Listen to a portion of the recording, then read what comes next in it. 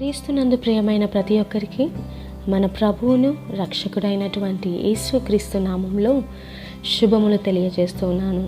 ధన్యురాలు అనేటువంటి ఈ పాఠ్య భాగాన్ని ఈరోజు మనం ధ్యానించుకుందాం. ఈ ధన్యురాలైన స్త్రీ యేసు తల్లి అయిన మరియా.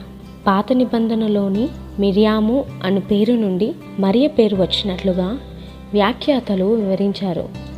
మగ్దలీనే మరియా, వేరొక మరియా అని పిలువబడే స్త్రీలున్నారు. కానీ యేసు తల్లి అయిన మరియా లోకంలో అనేక మంది ధనవంతులైన స్త్రీలు లోకరక్షకుడు తమ గర్భం నుండి జన్మిస్తాడని ఆశతో ఎదురు చూస్తున్న తరుణంలో ఒక కుగ్రామంలో పుట్టిన దీనురాలైన ఈ కన్య మరియా గర్భమందు మెస్సియా జన్మించుట వల్ల స్త్రీలలోకెల్లా ఈమె ధన్యురాలైంది, దయాప్రాప్తురాలైంది.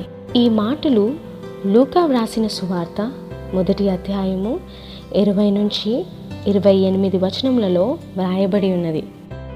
మంటి నుండి ఆదామును, ప్రక్కటెముక నుండి హవ్వను సర్వాంగ సుందరముగా సృజించిన సర్వశక్తిమంతునికి కన్య గర్భము నుండి శిశువును జన్మింపజేయుట అసాధ్యము కాదు అని గ్రహించవలను. ఆనాటి ప్రజలు పెక్కురీతులుగా అవమానించగా వివాహమునకై ప్రదానము చేసుకున్న యోసేపు ఆమెను రహస్యముగా విడనాడదల్చెను. కన్యకగా గర్భము ధరించినదై ఏహ్య భావంతోనే సత్రంలో పిసరంత చోటు ఇవ్వడానికి కూడా లోకస్తులైన ఈ సత్రపు యజమానులు ఇష్టపడలేదేమో అనే ఆలోచన మనకు రావడంలో ఆశ్చర్యం లేదు. వారు హీనముగా భావించుకున్న పశువుల తొట్టిని మాత్రమే అనుమతించారు. యేసు అనే లోకరక్షకుని పరుండజేయుటకు పశువుల తొట్టి తప్ప మరేమీ లేనందుకు ఆ మాతృహృదయం ఎంతగా కృంగిపోయిందో గాని దేవుని నుంచే ప్రేరేపింపబడిన గొల్లలు, జ్ఞానులు బాలుని సందర్శించి విలువైన కానుకలు ఇచ్చినప్పుడు అంతగా పొంగిపోయి ఉండవచ్చు. మరియ భక్తురాలు కుమారునితో పాటు సేవలో తిరిగింది.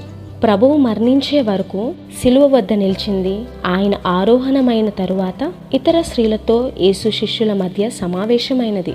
మేడగదిలో శిష్యులతో పాటు ప్రార్థనా జీవితానికి అలవాటు పడింది. కుమారుని పోగొట్టుకున్నప్పటికీ ప్రవచనాలు నెరవేరినందుకు తృప్తి చెందింది. కొడుకు చేసిన అద్భుతాలకు ఆకాశమంత ఆనందాన్ని పొందింది.